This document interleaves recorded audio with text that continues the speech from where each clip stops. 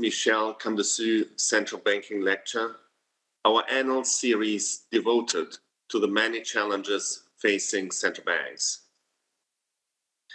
We have retained the hybrid format, which proved successful last year, allowing us to welcome some of you in person in the IMF headquarters in Washington, D.C., while taking advantage of the opportunity offered by digital access to reach a broad audience of distinguished guests and colleagues from all around the world, and indeed allowing me to give these remarks virtually.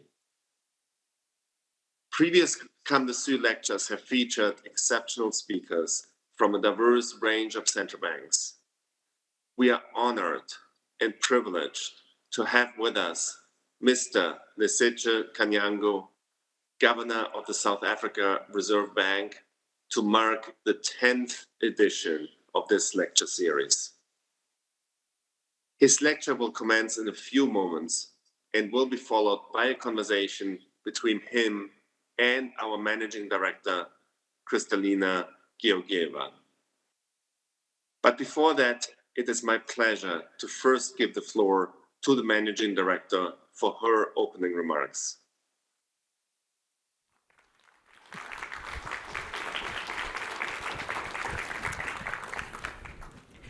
A very good morning to everybody. What Tobias didn't tell you is that the reason he's not with us in the audience is because he got COVID. And I find this to be remarkably appropriate because one of the huge contributions Lesetja made to the world and to the fund is to chair IMFC during the COVID crisis. It is truly a privilege to be hosting him today and hosting all of you, friends of the fund, fund staff. I'm particularly pleased to see on the front row a former first Deputy Managing Director, Anne Kruger, who has been a remarkable anchor for us during her time at the fund and after. And yes.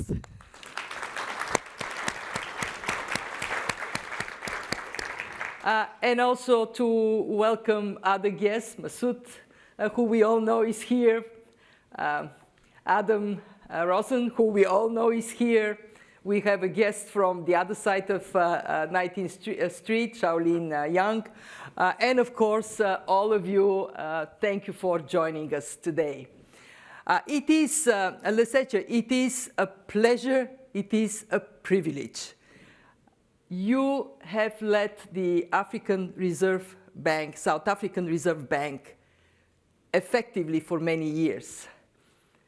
You have impeccable credentials as a policymaker, first in the South African National Treasury, and then since 2014 as the governor. Your stance as the guardian of central bank independence has been always your strength, but even more so these years, the years we are experiencing, the times we are living through. And as I started in the beginning, what makes it special for us to host you is that you are an important part of the fund's family and the fund's history. From 2018 to 2021, during an extraordinary period, Lesetja led the IMFC as its chair. During the COVID crisis, what it meant was chartering a course for fiscal and monetary policy during exceptional uncertainty and helping us all to take decisive action to support the membership.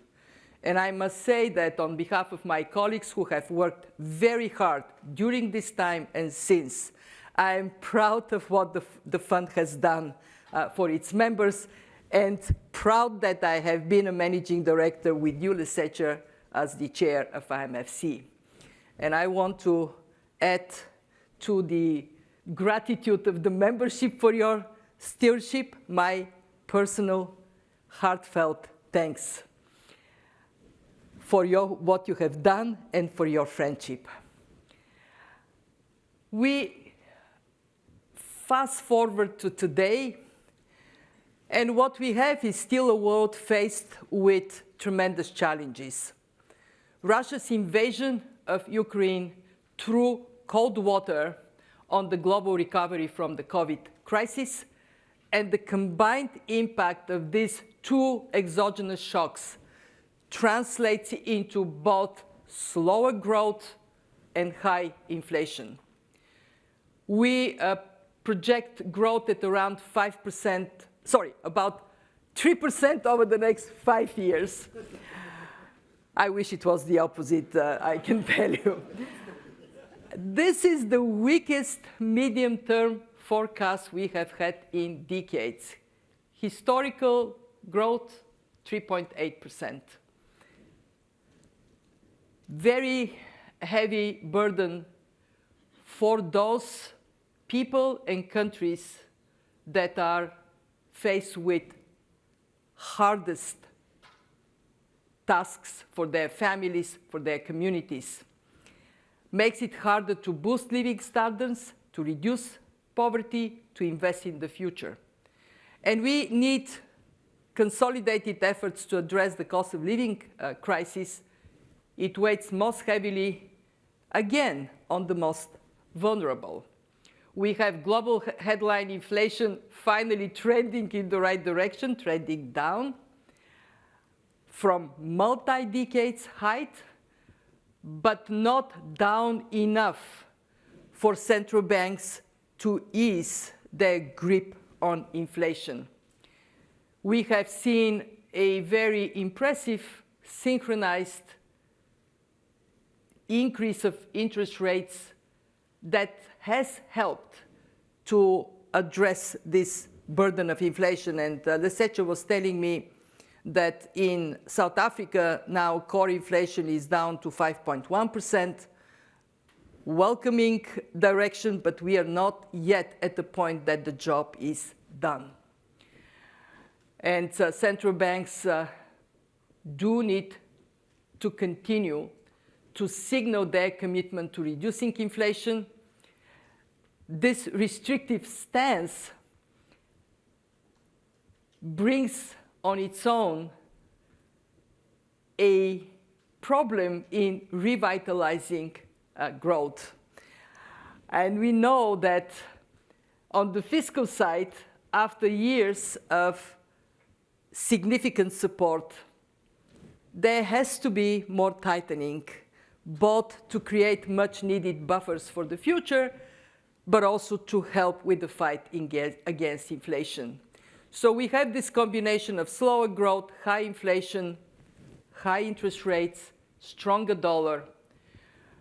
That makes it harder to reduce debt levels, especially for low-income and middle-income countries that find themselves in that distress. Again, with massive implications for their capacity to invest in their people, in their economies. So on top of all this, which is not the prettiest picture I would have liked to describe, emerging markets and developing economies are faced with potentially even further tightening of financial conditions in case of more persistent inflation ahead of us. And what it would mean is that with this further tightening, there may be impact on capital flows. We have seen some, fortunately not as much as we feared, but this is a topic that is categorically top of mind for policymakers in these countries. And it is the topic of today's lecture. We have been working on capital flows management for a long time. In the recent past, the former First Deputy Managing Director, David Lipton, followed by Gita Gopinath, have led work on the integrated policy framework, which can help calibrate the best possible mix of policies informed by this work and also informed by the 2020 evaluation from our independent evaluation office of the institutional view on the liberalization of the management of capital flows. Now, we know that in some cases, foreign exchange interventions and capital flow management measures can help manage destabilizing exchange rate movements and capital flows. They can be coupled with macroprudential tools that can help reduce the domestic buildup of vulnerabilities. We want to hear from Lesetja more around how this combination of policy tools can work, what is the experience in South Africa and elsewhere, what lessons we should draw from it. Of course, foreign exchange interventions and capital flow management measures should not substitute for sound macroeconomic policies. I have to hammer this message. The most important lesson we learned during COVID is that countries with strong fundamentals, the same way as people with strong immune systems combated COVID, survived the impact of the crisis better. So we need these sound fundamentals, and that cannot be substituted by any other combinations of measures.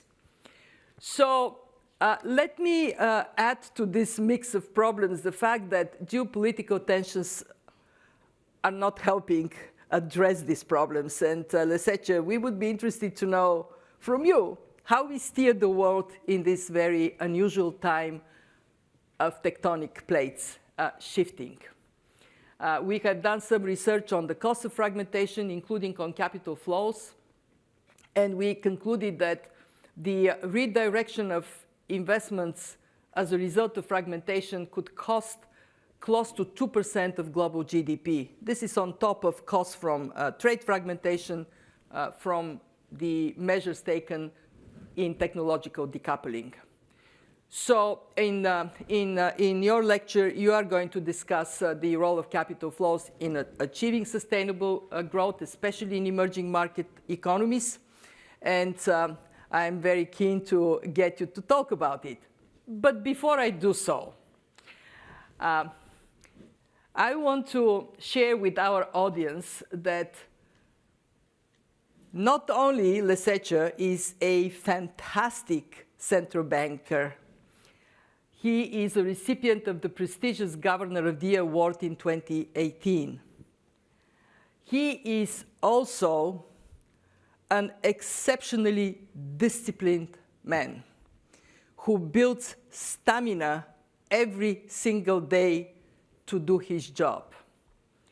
Lesetja walks 10,000 steps a day, every single day of the month, every single day of the year. He is a man with many qualities. One of those I know from personal experience is his ability to communicate, and to communicate in multiple languages, including what I learned is his own language, which is Sepedi. And this is significant. Why? Because in Sepedi, there is richness of storytelling and using ways of communicating with words that are highly impactful.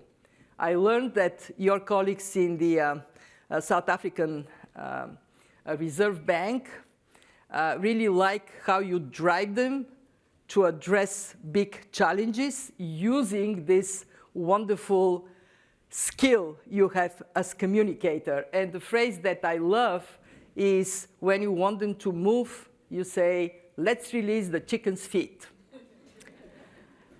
And I very much suggest to the audience that it is now time to release the chicken's feet. Give the floor to Lesetja.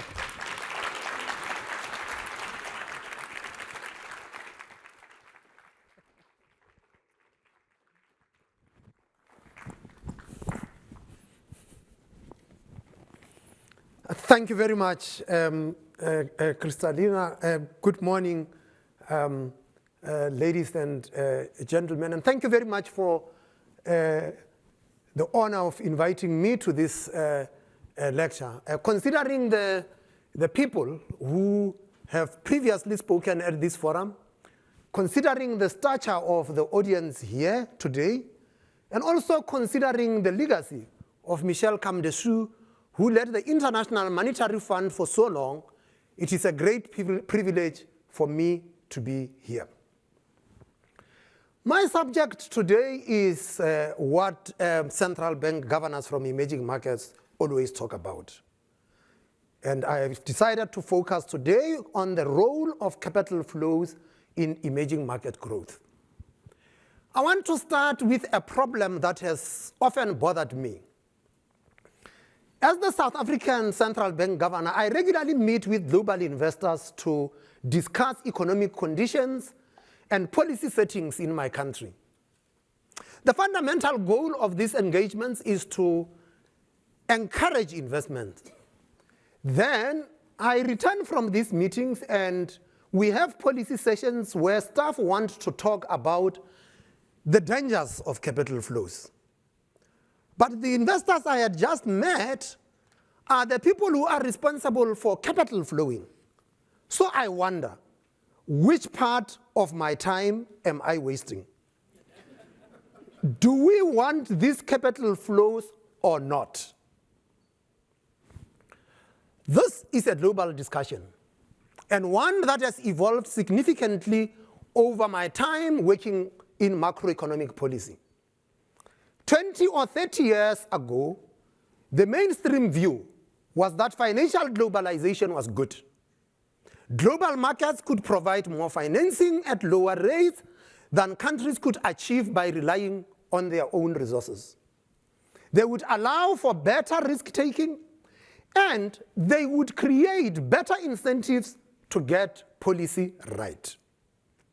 The standard policy recommendation was that controls on capital flows should therefore be liberalized, and where they were being applied, this was probably to cover for some other policy error. Nowadays, the mainstream view has shifted. The IMF encourages policymakers to keep capital flow measures in their toolkits, both for preemptive purposes and to address capital flow surges. The guidance is nuanced, and there is still appreciation for the benefits of capital flows. But as Christine Lagarde put it a few years ago, this is not your grandmother's IMF. And there has clearly been a shift in the policy advice. Outside of the IMF, attitudes to capital flows have been more bluntly critical.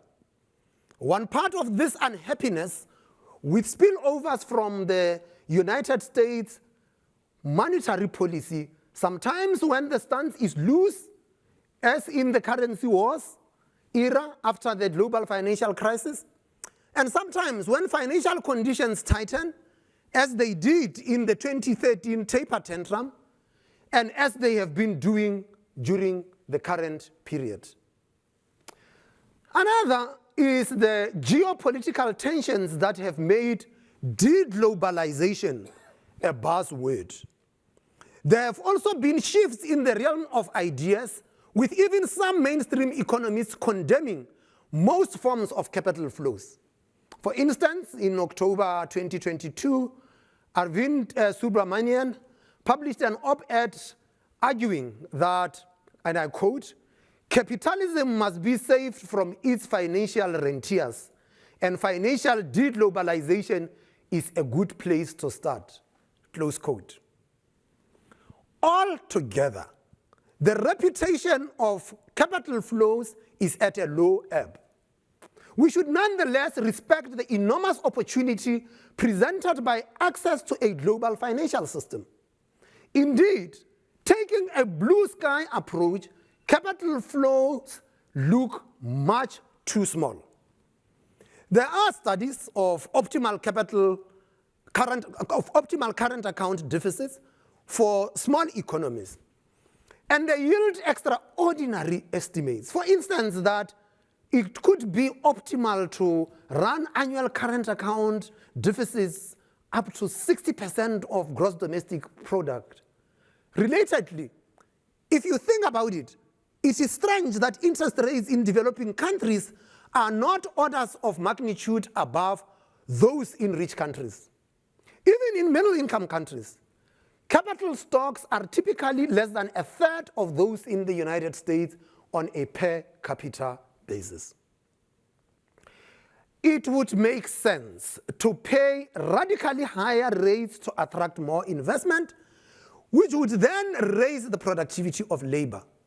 Yet, real rates are not so far removed from advanced country levels.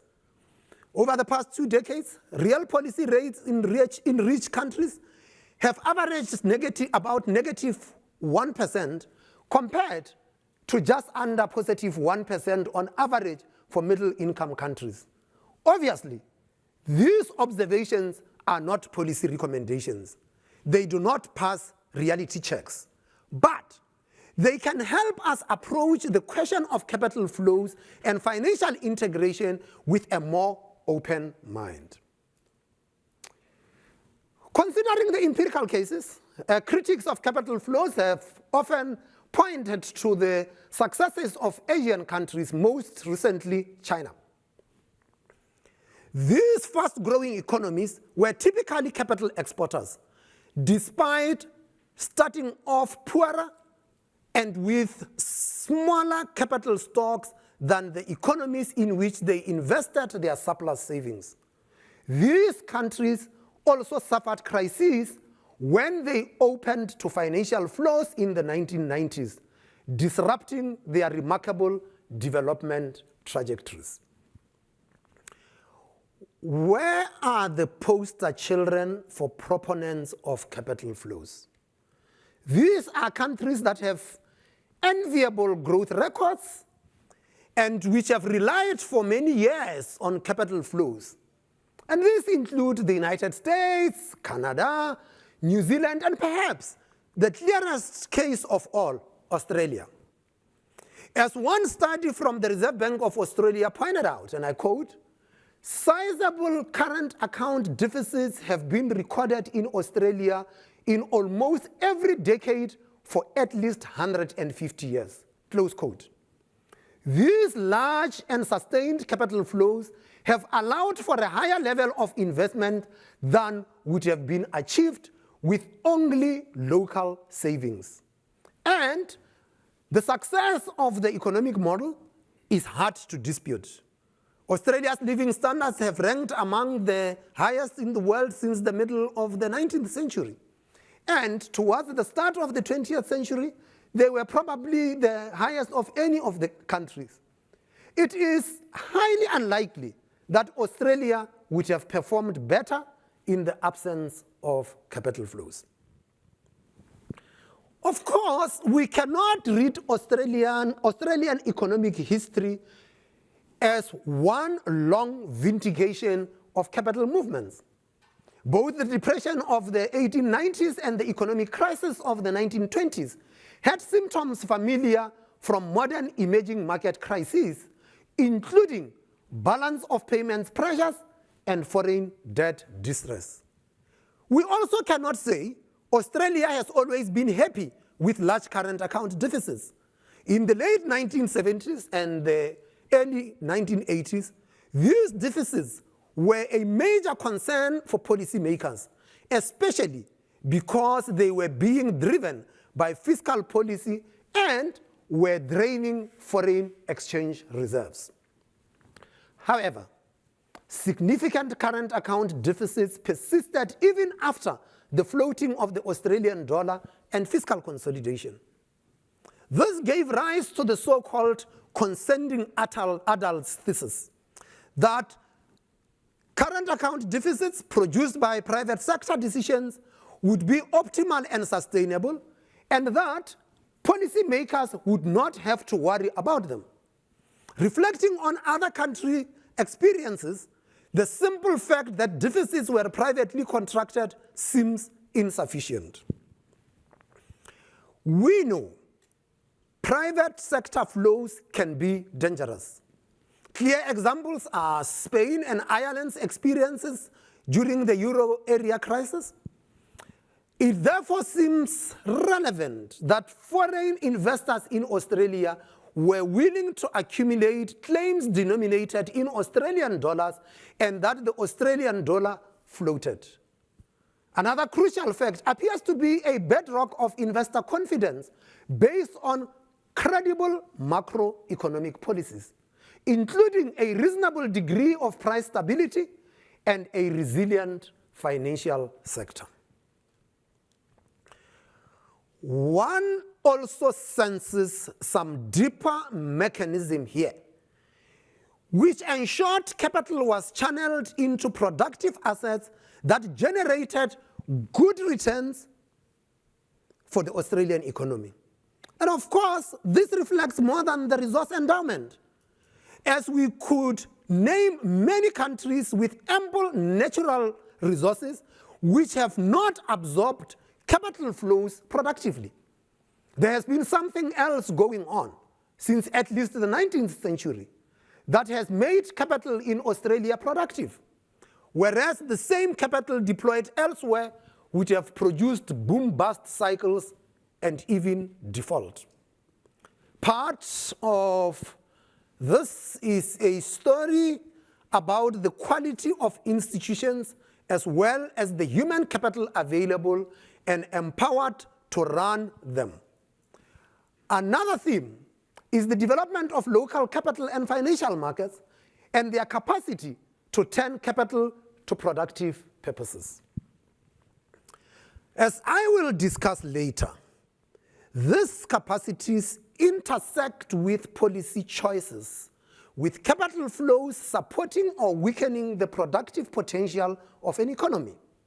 On the whole, the Australian case teaches us that a country can absorb large capital flows over very long periods of time and use these to support high levels of prosperity.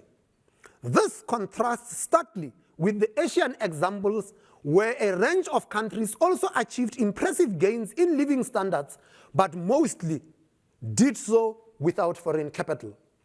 Most of the world's countries would be happy if they could be Asian tigers, and even ecstatic if they could be Australia. But many of us have a long way to go.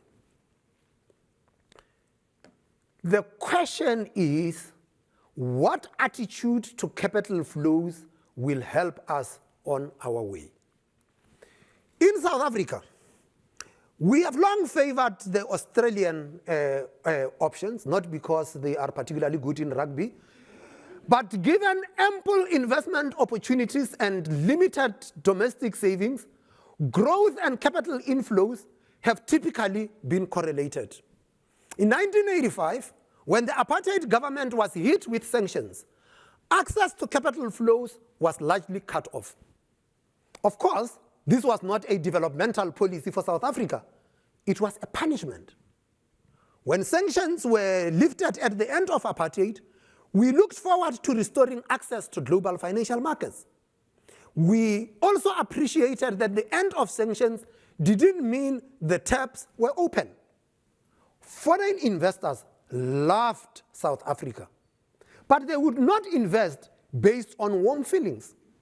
And there was going to be a limit on how much investment we could attract, even with good policies.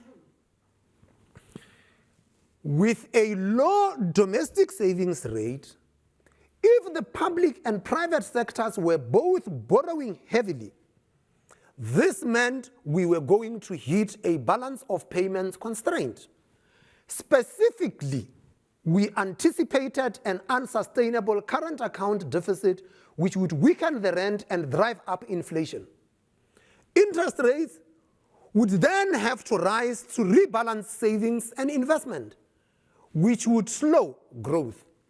This was the core problem statement of the macroeconomic strategy adopted by the Mandela government in 1996. The goal was to attract more foreign savings, apply more fiscal discipline to improve the country's investment profile, and reduce government's demand for savings, thereby permitting lower interest rates to allow more private sector investment. In hindsight, I would say the strategy was mostly successful. We experienced some of the downsides of openness to capital flows. This included a huge depreciation of the rand in 2001. This only loosely reflected fundamentals as well as a phase of currency strength during the mid-2000s, which may have affected export competitiveness. The stronger currency and low interest rates also fed dramatic house price appreciation and risky mortgage growth, a dynamic arrested by the 2008 global financial crisis. Despite these blemishes, it was still a success. Indeed, as time has gone by, it looks more and more like a golden age of South African macroeconomic policy. Living standards were rising, and growth was outpacing the global average. Our investment rate rose from around 15% of GDP at the end of apartheid to around 20% of GDP, even as domestic savings rate remained low at about 15%. This naturally entailed significant net capital inflows, much of it through portfolio flows rather than foreign direct investments. We de-risked these flows in large part by committing to a free-floating currency and minimizing foreign currency borrowing across the economy. It seems extremely unlikely that we could have had better results by closing ourselves to global capital. What causes me great concern, by contrast, is what happened next. The 15 years from 2009 onwards are almost a mirror image of the first 14 years of our democracy. From 1994 onwards, we achieved steadily high investment and growth, interrupted by temporary setbacks. From 2009 onwards, we have had steadily lower investment and growth, punctuated by incomplete recoveries. The IMF's projections have 2023 investment at 16% of GDP. This is far below the ratio needed for adequate growth. And yet, even this level of investment is posing a serious funding challenge because the domestic savings rate is just 13% of GDP, the lowest level since at least 1980. And the investment case for external investors has weakened significantly. Growth is projected at a mere 0.1% this year. This is where the capital flow story comes in. For much of the decade after the global financial crisis, South Africa had ample access to foreign capital, helped by ultra-low interest rates in major economies. The average current account deficit until the onset of COVID-19 was just over 3% of GDP. The financing of this deficit mainly came from portfolio flows, as it did before the global financial crisis. However, the composition of the investment for this period shifted markedly towards government debt and away from private sector assets such as equities. During the boom of the 2000s, government and public corporations absorbed just 16% of portfolio flows. In the next decade, this rose to 78%. Recalling the Australian case discussed earlier, what we see is that South Africa moved away from a consenting adults arrangement where a stable fiscal position and a current account deficit were driven by private sector decisions, to a classic twin deficit situation. This had three destabilizing impacts. The volumes of money available to South Africa after the global financial crisis undermined good policy making. In the 1990s and 2000s, financial markets helped with fiscal discipline. In the 2010s, they enabled access. The underlying problems were homegrown. But the steady availability of foreign savings after the global financial crisis made it harder to win policy battles. Investor scrutiny is good for policy. It obliges everyone to double-check the figures and cut back on things you don't really need. But when you know the money is coming anyway, it becomes much harder to insist on policy rigor. Second, these flows permitted the build-up of a large sovereign debt position. Debt, famously, is a troublesome form of financing because the lender shares relatively little risk with the borrower, unlike, say, equity investments, where unsuccessful projects directly affect the share prices and dividends. Sovereign debt is particularly problematic because declining government creditworthiness also spills over to the credit profiles of firms and households. With time, it leads to higher taxes and lower public sector investment to accommodate higher interest payments. An unsustainable fiscal position can therefore become a drag on the whole economy. Third, capital flows eroded potential growth. We often talk about the importance of institutions to growth, but debt can be used to weaken institutions by weakening systems of patronage and corruption, driving out skilled and diligent public servants. Many private sector firms will also follow the money, redirecting their efforts from productive enterprise. Through these two channels, capital flows help subvert the market incentives and competent bureaucracies that power modern economies. Our macro framework delivered resilience through a floating exchange rate, low foreign currency debt exposures, and careful regulation of the financial sector. But resilience is not enough. If you are going to absorb capital flows, you also need to get allocation right. Huge non-resident flows into public sector debt can actually make this more difficult. Today, we face the consequences. With too much borrowing, not much domestic savings, and limited non-resident appetite for our assets, interest rates must rise to restore balance.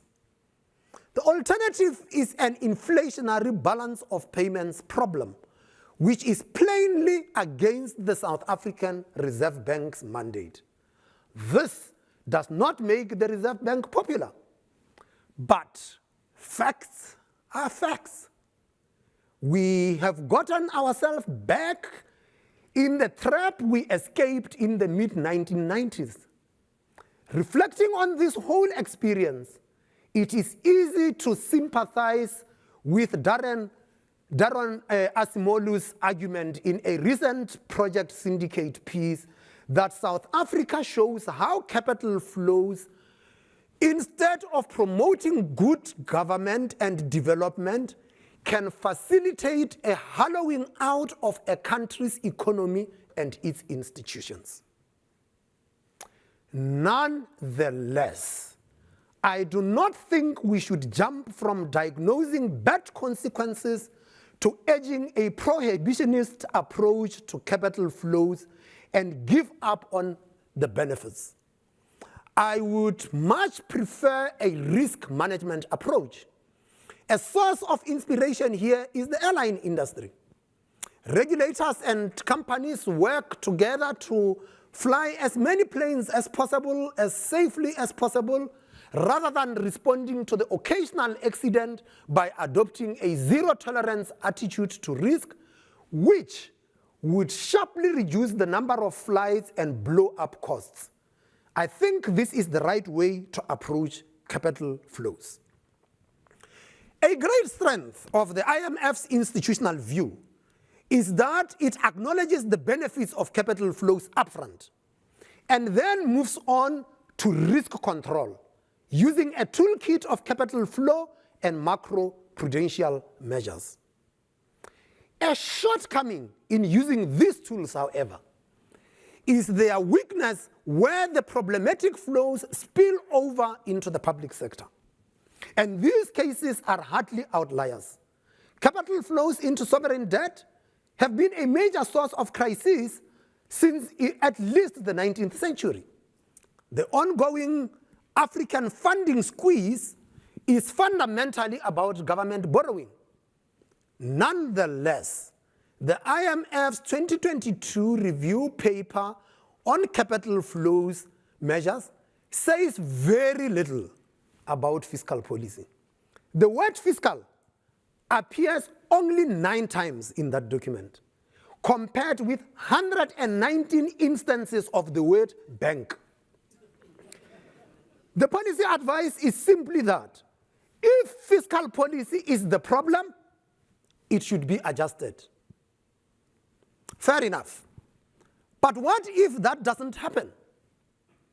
Do we have additional policy tools to manage these risks? One option is to adjust the regulatory treatment for government bond holdings, for instance, by obliging banks to hold capital against them instead of treating them as riskless. But this would not directly affect non-resident investment decisions. A second tool is developing a proper sovereign bankruptcy procedure. This would give lenders stronger incentives to scrutinize borrowers.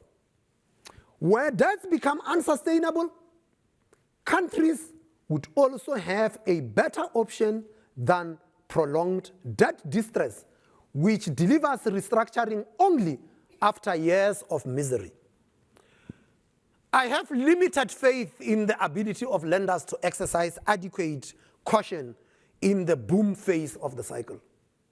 And where government debt is an asset held throughout society, default is probably a cure worse than the disease. A more benign tool is foreign exchange reserves. Standard accounts traditionally emphasize the role of reserves in meeting balance of payments needs, especially in the context of inflexible exchange rate arrangements.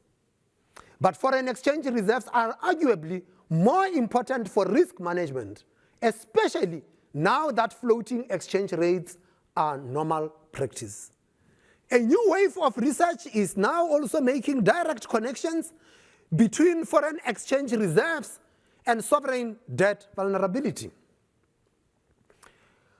With floating exchange rates and reserves financed in local currency, negative shocks to the country generate positive valuation effects on foreign exchange reserves. Central banks can therefore accumulate reserves to hedge the public sector balance sheet against adverse outcomes driven by factors that include unsustainable fiscal policies. Furthermore, central bank independence provides a technology for protecting these assets from spending demands. This reserve accumulation approach may well work better than trying to restrain surges with capital flow measures. In a general sense, with reserves growth during inflow phases and the option to release reserves during outflows. And it is particularly useful option where flows are going to government debt and regular capital flow measures are not viable. In addition to these tools, we should consider our macro policy narratives. For a start, we need to rediscover the dangers of government borrowing. Responsible policymakers never forget that fiscal debt is risky. But the nature of policy discussions is that while many claims are valid, some points get more emphasis than others. In the past decade, one such point was that fiscal consolidation had growth and is therefore self-defeating. Another was that higher government debt levels were safer than previously thought. I have personally observed these claims justify sustained fiscal slippage in South Africa. If we had felt the urgency of debt sustainability more keenly, we would have had a wiser conversation. We need a more responsible set of narratives around fiscal risks. We also need to think more clearly about allocative efficiency. One of the strongest lessons I have learned as a policymaker is that poor countries are not poor simply because they do not have money, but because they do not use money effectively. Too often, there is a tendency to look at a problem, cost out the solution, and focus on raising the cash. Implementation is just a black box, but good policy making starts with implementation, and the financing you need should reflect what can be used effectively. Indeed, one might cast the volatile and often damaging history of capital flows as a conflict between budget constraints and capacity constraints. Capital flows provide spending power and can radically shift the budget envelope, but implementation capacity is stickier, and budgets can easily overshoot capacity.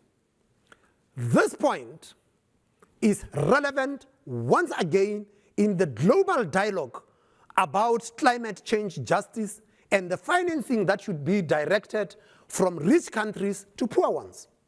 There is a strong focus on costing the climate change impact for poor countries and using those estimates to lobby for massive inflows.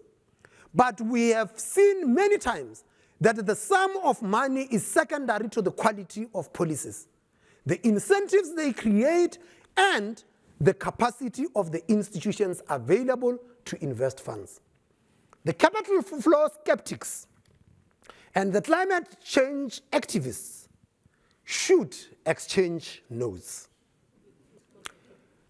Ladies and gentlemen, to conclude, I remain impressed by the power of global capital flows to support investment, reduce financing costs, and accelerate convergence in developing economies, especially where domestic savings are below investment needs. Nonetheless, there is a force that is dangerous as well. That is a force that is dangerous as well as useful and powerful. The South African case shows both sides of the coin. Intelligent use of capital flows in one period and abuse in a period that followed. For countries where investment opportunities exceed local savings, doing without capital flows means giving up on significant growth. It is not an attractive strategy. A better one is to welcome capital flows, control the risks, and nurture institutions that can deliver productive investment choices. That applies to climate finance too. We need to remain optimistic about capital flows and vigilant about the risks, rather than being pessimistic about the flows and allergic to the risks, or naive about the flows and blind to the risks. My hope is that when the next boom comes, we will have learned lessons that make that boom as safe, as long, and as large as possible. Thank you.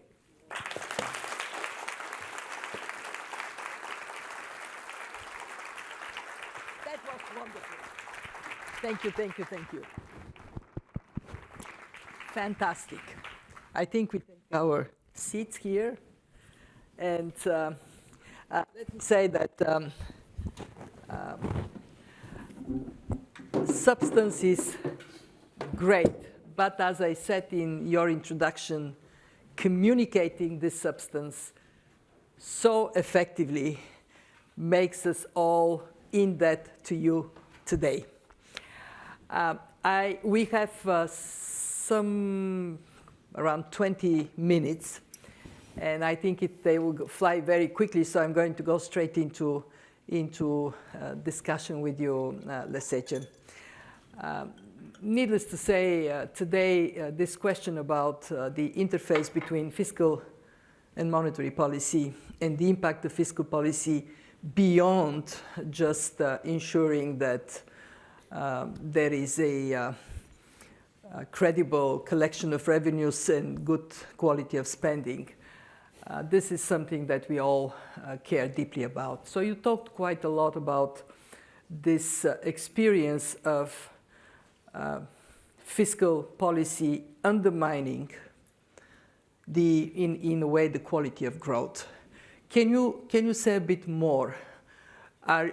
Would you be advocating for risk-based fiscal rules that go beyond the narrow objective of fiscal sustainability, and they look into how the country can rely on savings beyond its own territory to underpin growth? What is your thought? Can you say a little bit more on this?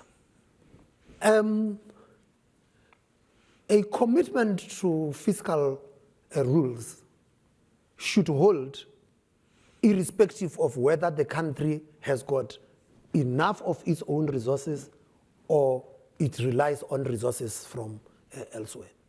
The experience that we have seen now on the continent as we are approaching how we deal with the debt distress that we see on the continent had been the complicating matter about domestic debt.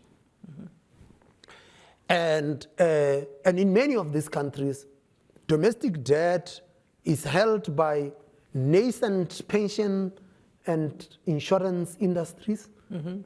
So when you talk of the debt resolution that is going to call for a haircut on investors, you've got to deal with that bit.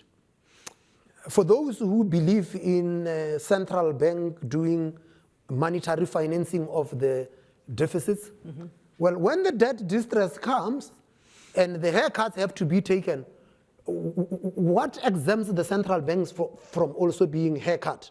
And that leads to other complications.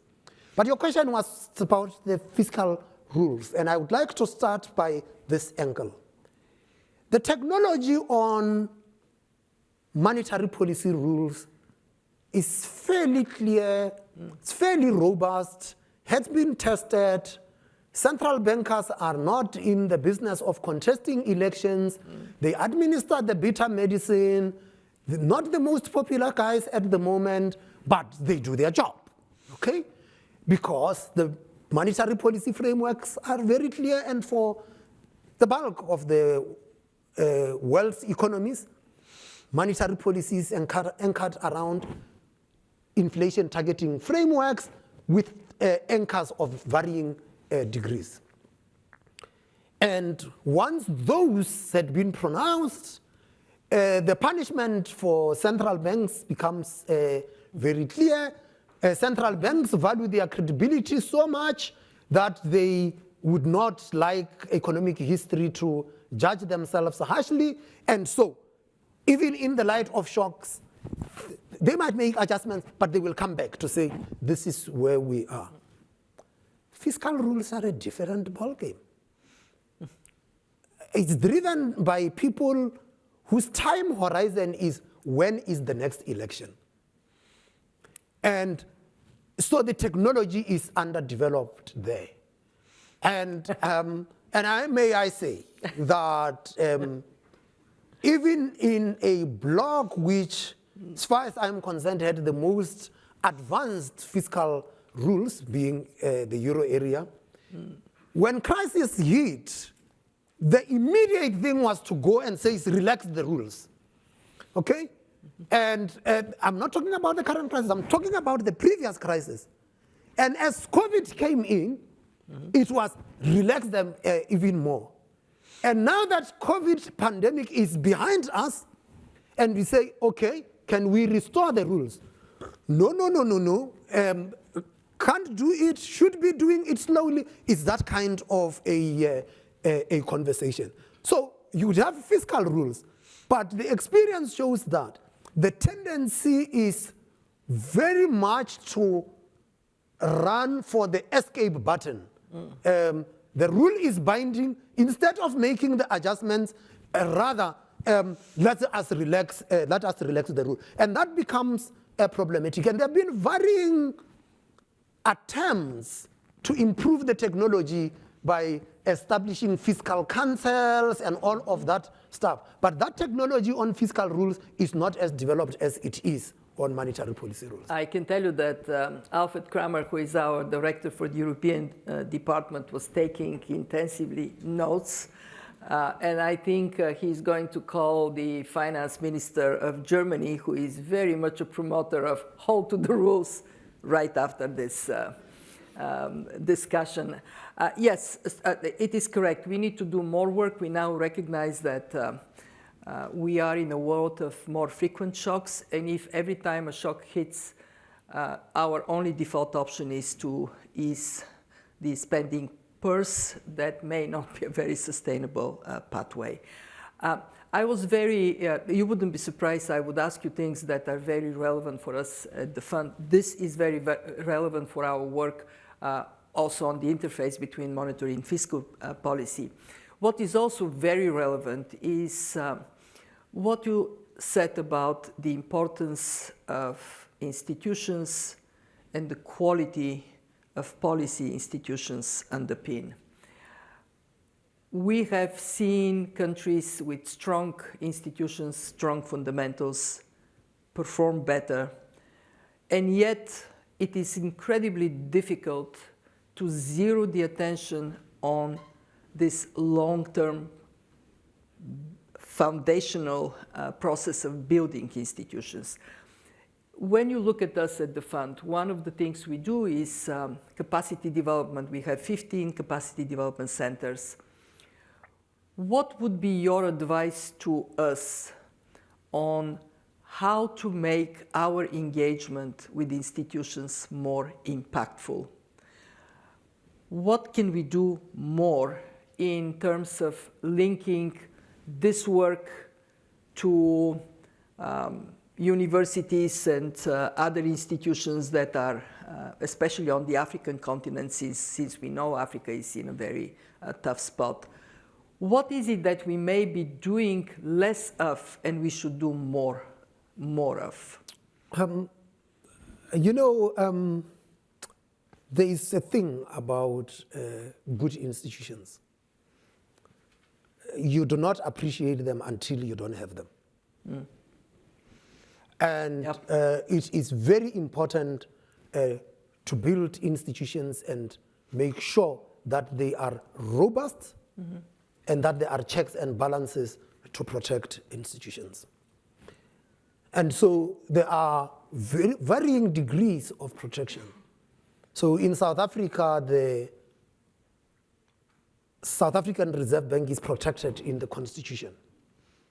That has not stopped contestation about institutions, and I always say this to central bankers. In a democracy, there will be contestation about institutions. You must just engage with the contestation.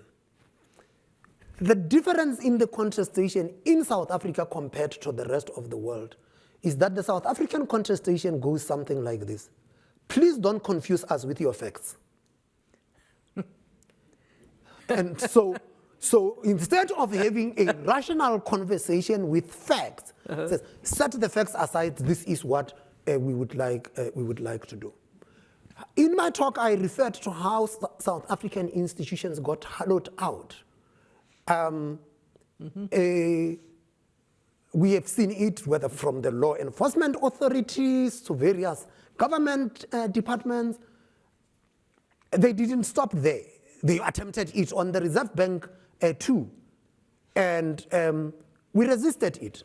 The National Treasury in South Africa is one of the most respected institutions in South African society and internationally. There were good public servants there who resisted it. And some of them ended up leaving, but others remained. Why am I saying this? Why am I driving to? You can design the best institutions you like. If they are staffed by people with questionable characters, you have a problem. And so what we had in South Africa was that where institutions were adequately staffed by people with integrity, those institutions were able to resist the hollowing out. And where they weren't, institutions got hollowed out and had to be rebuilt. So even when independent institutions, you must know we do not appoint ourselves. We still get appointed by duly elected people. They are the politicians. Sometimes they see your term off and they appoint a pliable individual in there, right? And so you still have some time to go, though. No, but which then raises brought in another thing in the institutional setup, that is not just the institutions that matter, is how those institutions are staffed that matters. Do you have a process robust enough to protect the institution from capture? Very, very helpful, and obviously we will reflect on that. And the reason this question is so important, the strength of institutions, is because we are faced with a very serious dilemma to which capital flows can be part of the solution if properly applied. And the dilemma is we have the youth of the world, broadly speaking, in the south, and the capital of the world, broadly speaking, in the north. We have the increase of emissions primarily going to be driven by growth in emerging market economies. If capital doesn't flow in that direction, we are going to have a very serious problem of survival as humanity. So capital flows management then becomes an answer to this question if properly done. And one lesson I took from your talk is that understanding the quality and also the structure of capital flows. The point you made about the difference between equity investment and straight vanilla loans, especially when they are to governments. At the fund, we recognize the importance of policies and the importance of institutions on climate, as well as on this job creation. Where do you see, out of your observation, aside of the example of Australia, today in Africa, good ground, fertile ground for good policies to create this quality of capital flows? Who should we be looking at as good examples? And where do you see really miserable failures that we also need to reflect on? If you would be so kind to speak up your mind. And, I always speak on my mind, but this one is going to be difficult, because one of the things I had advocated and had been fighting as a policymaker is the attempt by bureaucrats to pick winners. And they had proven to be spectacularly unsuccessful in picking the winners.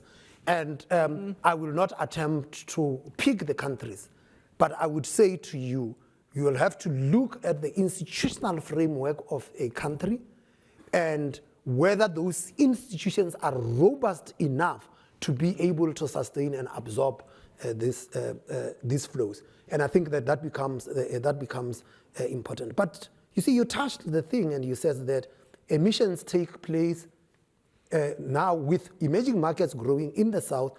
The big emissions are going to come from there. And therein lies the big policy question about, okay, you guys in the north, you emitted and you grew. You are now so developed, and you are telling us in the south, stop emitting, which basically could almost mean stop growing. But, you know what?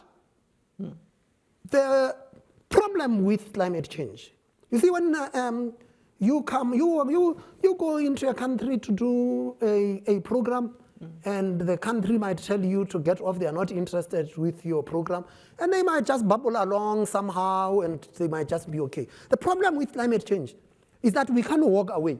We have got the same planet. We have got the same planet. So you can't walk away from this, and I have to come back to this point, Kristalina. The technology is emerging and very fast to green growth. And you know what? That technology deployed in the global south might just help to change the narrative that says that, no, you are making us stop emitting so that we can grow, but at least you are now giving the technology that would allow us to grow without emitting. And actually, I think that is the route to go. But am I optimistic? I'm skeptical. Why am I skeptical? You see, we had the outbreak of COVID, and it was very clear, none of us is safe unless all of us are safe. When the vaccine, the scientists eventually cracked the vaccine, what did the global north do? Hoard the vaccines, hoard the technology, copyright it, everything.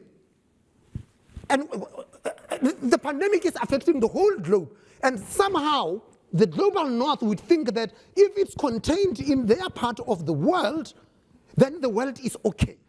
At that time, we wrote the vaccine plan that says 50 billion only, so I'm the saying, cost of vaccinating everybody everywhere. I am saying that the lesson from that says to us, we have got to share the technology. And that these green technologies that are emerging have got to be widely shared instead of being protectionist about them. Because if you do not give us the technology, we are going to emit, and the same world is going to be in trouble. This is what it is. I'll tell you. So here is a small advertisement at the IMF, and now we work very closely with the bank on that. Our view is very simple.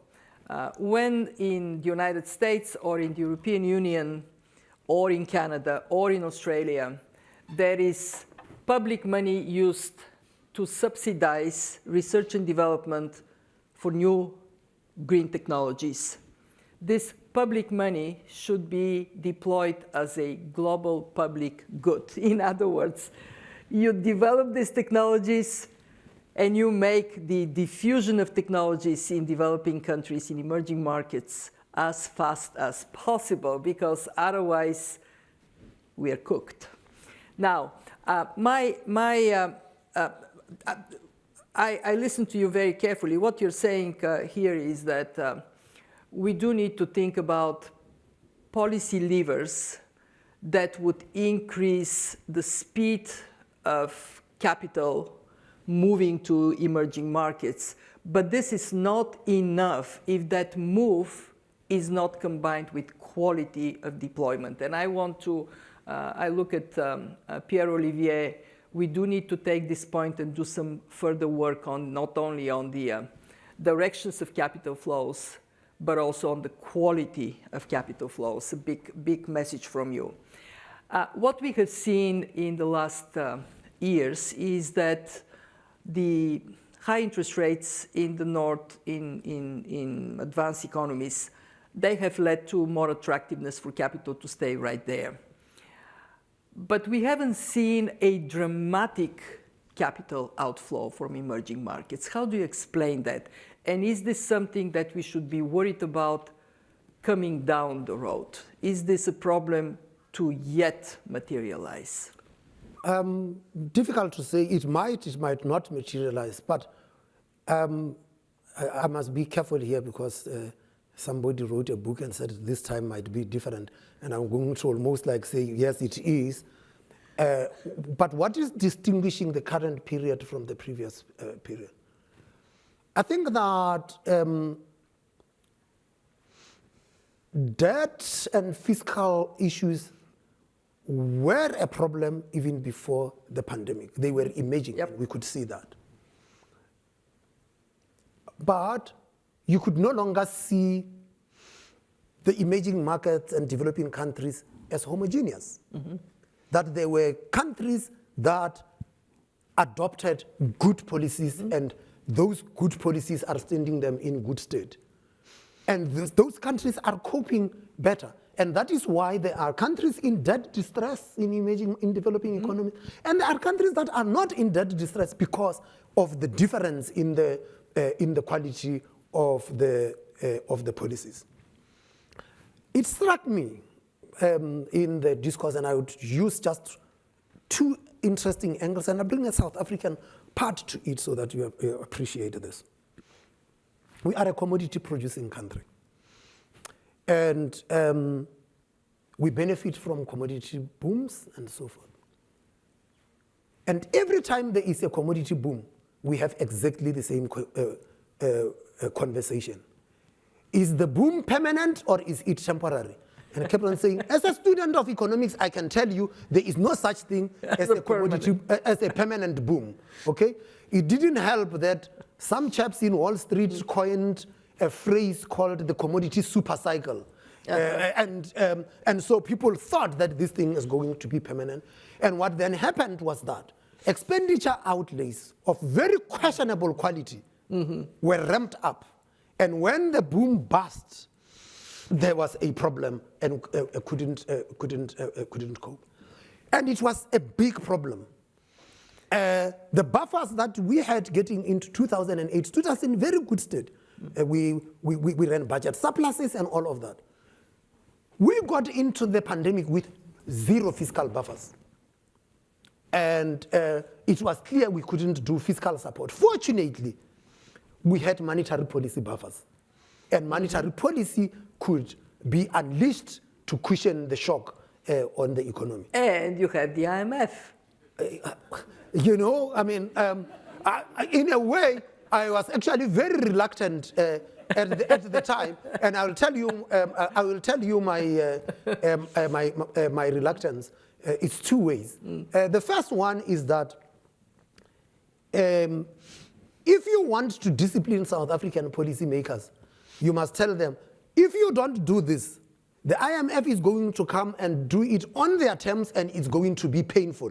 So the thrust of South African policy making end up, okay, let us make the decisions to avoid the IMF coming here.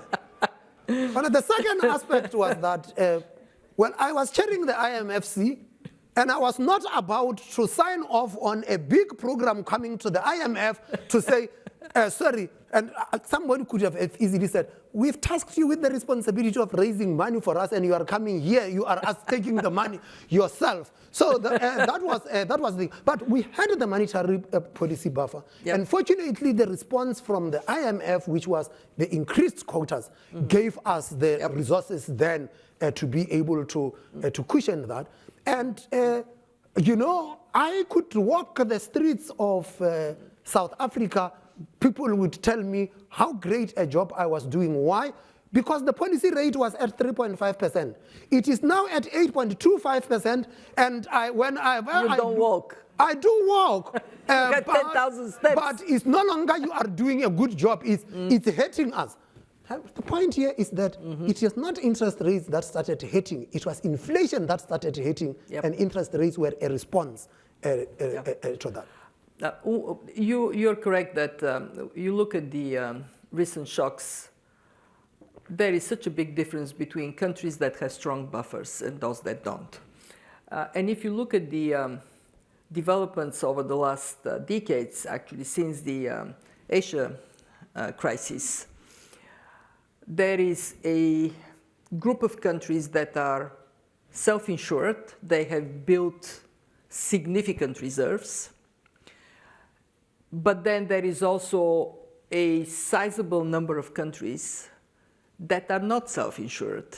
They do not have reserves. These are either poor countries or poorly managed countries or both.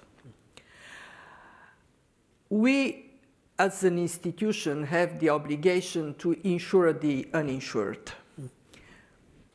How do you see that function of the fund?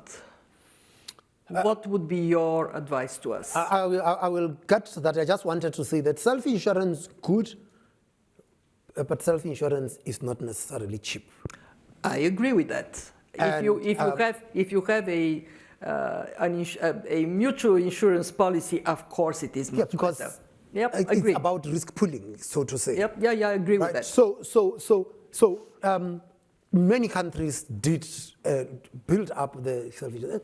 An interesting case in South Africa had been that the bulk of the self-insurance that we built had to do with, almost call it, monetizing the inflows, because it was at the time of the surge in inflows that we significantly built reserves and thus managed to have the buffer. The IMF has got to be resourced. And that resourcing of the IMF has got to be adequate. For my sins, after the global financial crisis in 2008, I had to co-chair a committee on IMF governance reform of the G20. And at that time, we also talked about resourcing the IMF. And one of the things that then emerged was we need permanent resources. But there was a reluctance to give the IMF permanent resources. We went for temporary borrowed resources. Why didn't we want to give the IMF the permanent resources? Because if you gave the IMF the permanent resources, the voting patterns in the fund must change, and those who have do not want the voting patterns to change. And so we went with temporary resources. And one of the things that came in 2020, that emergency IMFC meeting we had, if you remember, Kristalina. Of course I remember. I asked the question. In 2009, when we had this, you said temporary resources. You are still again saying temporary resources. You see, the global financial crisis, yes, it hurt individuals. But this one is killing people. Are you going to, how many more people must die before you realize that for the IMF to play its role at the center of the global financial safety net, it must be well resourced? Well, I want us to all pause. We are in the midst of discussing the 16th quarter review. And I do believe that in a world of more frequent shocks, the IMF must be well resourced. So just to put that, and I look at Anne Kruger. Would you agree with that, Anne? Yes, okay. So how do you see the future? Would it be one in which we would have to advocate with countries, insure yourself more, or one in which collective insurance has a bigger role to play? I think that the approach had been correctly nuanced. And to underline what I said, I didn't say that the IMF must be the global financial safety net. I said it must be at the center of the global financial safety net. So you will have the IMF at the center. You will have self-insurance. You will have bilateral arrangements. You will have regional initiatives. And that would give us the global financial safety net. None of them could replace, and especially you're going to have the IMF at the center, because the bulk of the developing world can't self-insure. They are not in regional arrangements. They are not in bilateral arrangements, and will always need the IMF. And so you've got to make sure that the IMF is at that center. So very much agree with that. I think we have time for one more question, and I want to bring you in this last question to what has been, in your experience as a central banker, the most rewarding action you have taken? What is it that when you write your book about your life would be the largest, most impactful chapter? You know, the one thing that the South Africans associate the Reserve Bank with me, And when I come to these forums, you always talk, oh, that is the governor of the South African Reserve Bank. What you do not realize is that I just happened to be the most visible member of the team of the South African Reserve Bank. That when you hear me speak, there are some 3,000 people in Pretoria that are talking through me, and you just do not hear them. You just hear this loud voice because it is the most visible one. I have been a servant of my people. I have always been in public service. And for me, the message I would say to anyone who is in central bank or is a central banker is remember, central banking is about public service. Fantastic. So,